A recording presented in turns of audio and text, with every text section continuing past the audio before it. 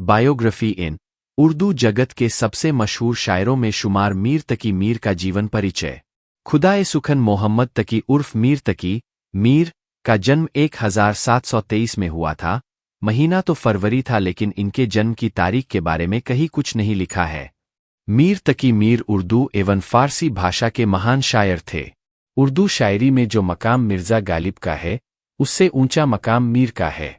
खुद मिर्ज़ा गालिब ने भी कहा है, रेखता के तुम ही उस्ताद नहीं हो गालिब। कहते हैं अगले जमाने में कोई मीर भी था, उन्हें आलोचकों और शायरों ने खुदाए सुखन का खिताब दिया था। मीर को उर्दू के उस प्रचलन के लिए याद किया जाता है जिसमें फारसी और हिंदुस्तानी के शब्दों का अच्छा मिश्रण और सामंजस्य हो। मीर के पूर्वज हिजाज, सऊदी अरब से हिंदुस्तान में आए थे।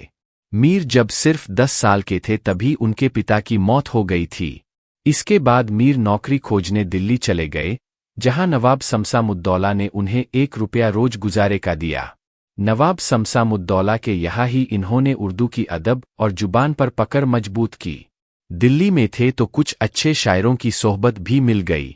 1739 में फारस के जब नादिर शाह ने दिल्ली पर हमला किया तो नवाब शमशामुद्दौला उसमें मारे गए।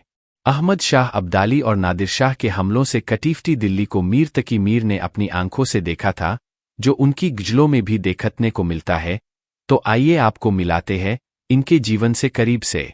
मीर का जन्म 1723 में आगरा, उत्तर प्रदेश में हुआ था। इनके वालिद का नाम रशीद था, जो अकबराबाद, आगरा में फौजदार हुआ करते थे। लेकिन 50 वर्ष की आयु में ही वे बीमार पड़ गए। पूर्णतः निरोग होने के पूर्व ही उन्हें ग्वालियर जाना पड़ा, जहां कुछ दिनों बाद ही उनकी मृत्यु हो गई। मीर के वालिद के 2 बेटे थे। बड़े विक्षिप्त थे और भरी जवानी में ही मर गए। मीर के वालिद ने 2 शादियां की थीं। पहली बीवी से मोहम्मद हसन और दूसरी से मोहम्मद तकी और मोहम्मद रजी पैदा हुए थे, लेकिन बाद में वालिद ने भी फकीरी ग्रहण कर ली और संसार में रहते हुए भी संसार का त्याग कर दिया। मीर तकी मीर का बचपन, अर्ली लाइफ। मीर जब 10-11 वर्ष के ही थे कि तभी बाप का साया इनके सिर से उठ गया। सौतेले बड़े भाई मोहम्मद हसन सामाजिक थे और मीर तकी से जलते थे। उन्होंने बाप की संपत्ति पर तो अधिकार कर लिया और कर्ज का भुगतान मीर के ऊपर छोड़ दिया। लेकिन मीर तकी में स्वाभिमान बचपन ही से था। उन्होंने किसी से सहायता की याचना नहीं की, किंतु एक दैवीय सहायता यह मिली कि इनके पिता के एक अभिन्न मित्र मुरीद, शिष्य सैयद मुकम्मल खां ने अपने गुरु और मीर के पिता के मैत्री संबंधों का ख्याल करके उनके पास 500 रुपये की एक हुंडी भेज दी। इन्होंने उसमें से 300 कर्जख्वाहों को देकर जान छुड़ाई और छोटे भाई को घर छोड़कर नौकरी की तलाश में दिल्ली चले गए। वहां कुछ दिन भटकते रहे।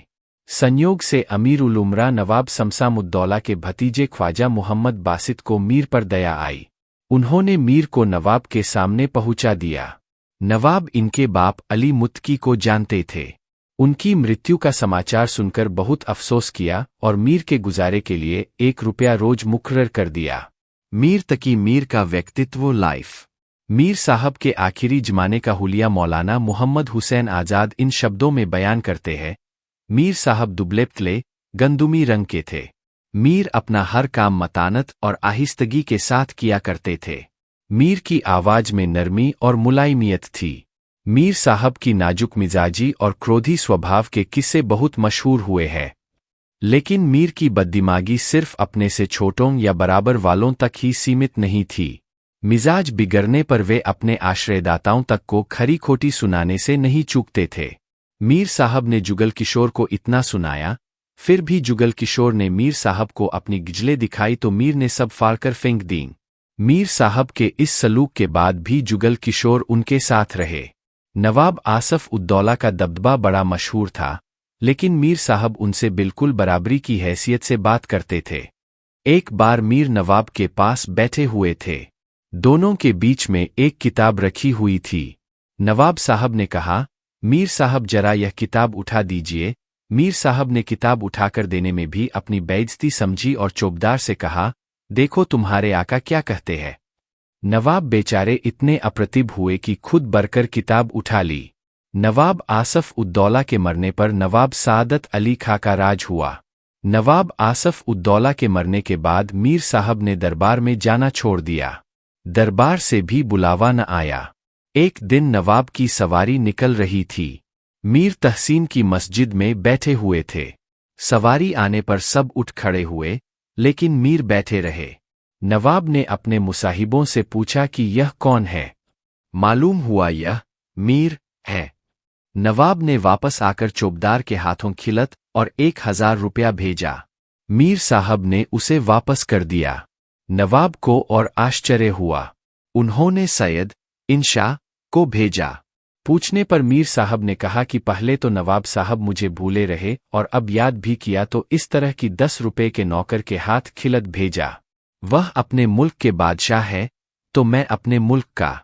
मुझे भूखों मर जाना मंजूर है, लेकिन यह बेइज्जती नहीं मंजूर। किसी न किसी तरह इंशा मीर को समझा बुझाकर किसी तरह दरबार में ले गए। नवाब साहब ने उनकी बेहद खातिर की और आखिर तक करते रहे। चरित्र स्वयं ही जिक्र-ए-मीर नामक एक फारसी पुस्तक में लिख दिया है। यह पुस्तक बहुत दिनों तक अप्राप्य थी, लेकिन कुछ वर्ष पहले अंजुमन-ए-तरक़्क़ी-ए-उर्दू के मंत्री अब्दुल हक ने इसकी खोज करके इसे प्रकाशित करवा दिया है, जिससे काल निरूपण तथा तथ्यों की विश्वसनीयता में बड़ी मदद मिली है। मीर की मृत्यु की तिथि नासिक द्वारा कही गई तारीख वावेला मुर्द शह शायरान से 1810 ईस्वी है। तो दोस्तों, आपको ये स्टोरी अच्छी लगी हो तो एक लाइक ज़रूर करें। मेरे चैनल को प्लीज़ सब्सक्राइब करें। अपना ख्याल रखें। Thank you.